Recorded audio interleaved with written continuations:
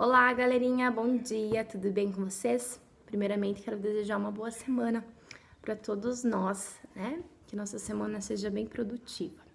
Então, vamos lá. Hoje as nossas atividades são de história aqui pelo vídeo na plataforma, tá? Então, vamos lá, na página 271, vamos falar sobre o fim da Primeira República, né? Que foi lá no começo onde os paulistas, né, e os mineiros estavam meio que comandando o país por serem economicamente fortes, né? Vocês lembram lá da política do café com leite? Onde Minas Gerais e São Paulo eram os fortões do país? Então, nós vamos lá continuar, vamos falar sobre esse fim desse período da Primeira República, tá bom? Então, vamos lá. O predomínio político de paulistas e mineiros durante a Primeira República gerou a insatisfação de diversos grupos, como políticos e grandes proprietários rurais de outros estados brasileiros. Então, começou a incomodar, né? São Paulo e Minas Gerais começaram a incomodar os outros estados brasileiros também, né? Então, os outros estados começaram a ficar incomodados com a posse, com a autoridade que Minas Gerais e São Paulo estavam tendo sobre o nosso país, né? Então, eles queriam começar como eles eram economicamente fortes e eles meio que comandavam o nosso país.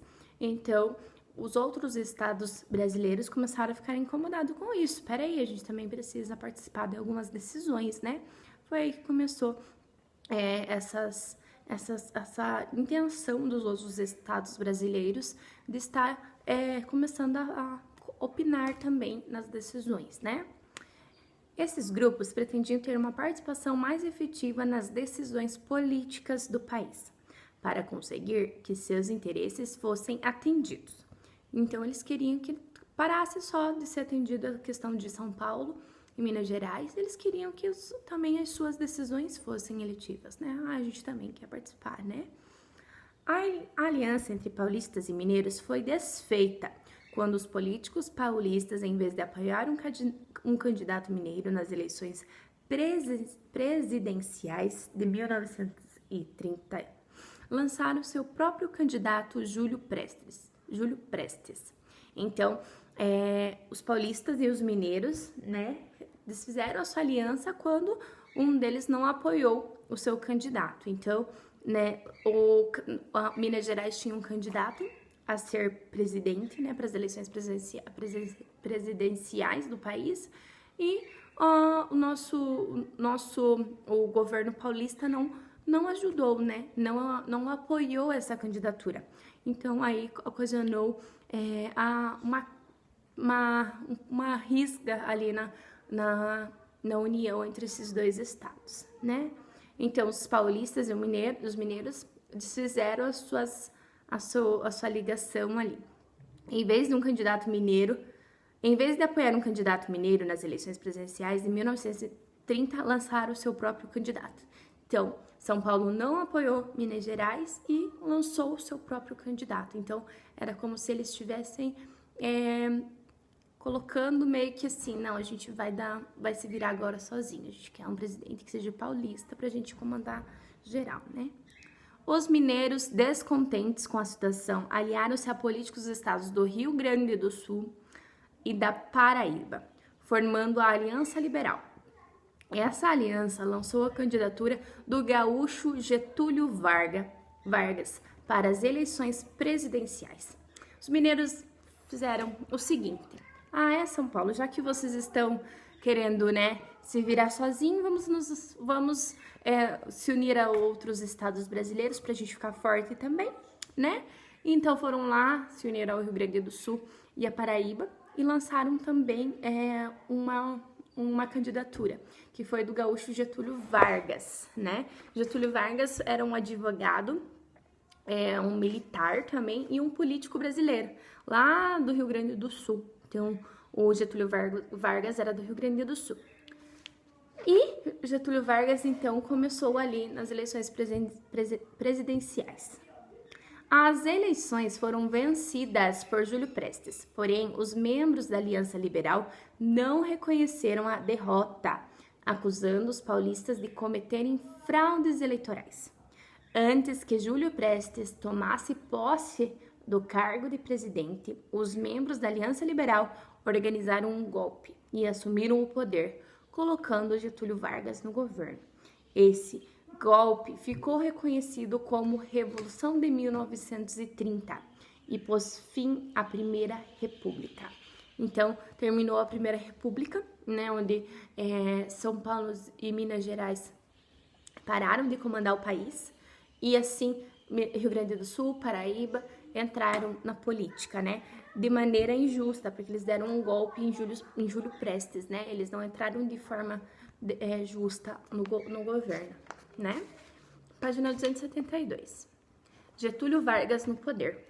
Após assumir o governo, Getúlio Vargas procurou centralizar o poder em suas mãos, tomando medidas autoritárias, meio que monarca, né, querendo mandar sozinho no negócio.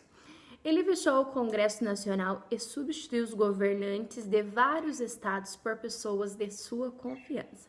Então, ele trouxe lá aquela questão de trazer as pessoas que ele conhecia e começou a tirar as outras pessoas dos outros estados. Isso começou a dar problemas, né? Vamos lá. Essas medidas provocaram reações contra o governo de Vargas. Em 1932, teve início em São Paulo a Revolução Constitucionalista, um movimento que exigia a elaboração de uma nova Constituição para o país. Então, a Revolução Constitucionalista, ela tinha por objetivo derrubar o governo provisório de Getúlio Vargas, né? Porque ele começou a agir de uma maneira, né, autoritária, se impondo, não ouvindo, que era a função da República, era o quê? Né? Que as pessoas tivessem voz ativa, que as pessoas pudessem falar, né, ter a ação ali no governo. E com o governo de Getúlio Vargas, ele começou a ser autoritário, né? A Revolução Constitucionalista foi derrotada pelo governo, mas Getúlio Vargas não ignorou as exigências do movimento. Então, mesmo que a Revolução foi derrotada pelo governo, ele falou, tá, vou dar uma ouvida em vocês, né? Então, foi onde, no ano seguinte, uma Assembleia Constituinte foi convocada para elaborar uma Constituição, que foi finalizada em 1934. Nela, uma série de mudanças foi aprovada.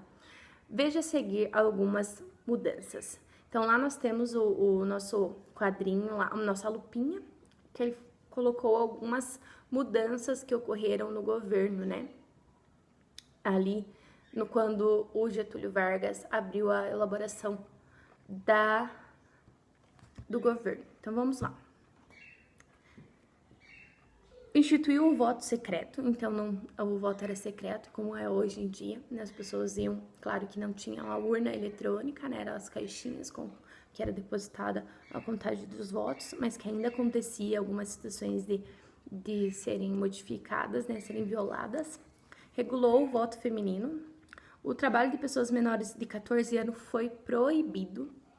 Tornou obrigatório e gratuito o ensino primário no país. Então, todas as crianças tinham que ser alfabetizadas, né, no primário. Algumas antigas reivindicações dos trabalhadores foram atendidas. Jornada de trabalho de 8 horas diárias, né? Lembram que eles trabalhavam às vezes 14 horas semanais direto ali, né, trabalhando muito. Jornada de trabalho de 8 horas diárias, descanso semanal remunerado e férias anuais remuneradas. Então, as pessoas tinham que ter o seu descanso remunerado e também as férias, né? Além de elaborar nova Constituição, a Assembleia Constituinte foi responsável por escolher o presidente do país. Dessa maneira, Getúlio Vargas foi eleito pela Assembleia com mandato até 1938. Então, o Vargas foi realmente eleito, né? Na página 273, vocês têm um texto, não é um texto não, gente, é um texto para vocês lerem e fazerem ali a interpretação, tá bom? Só na página 273. Então, hoje as nossas atividades é de história, da página 271 até a página 273, certo? Lembrando que leiam com tranquilidade, né? Que é bem pouquinha coisa ali, vocês já conclui as atividades da história.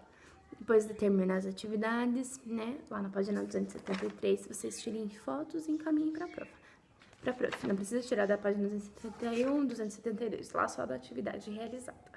Tá bom, galerinha? Um beijo, até a próxima.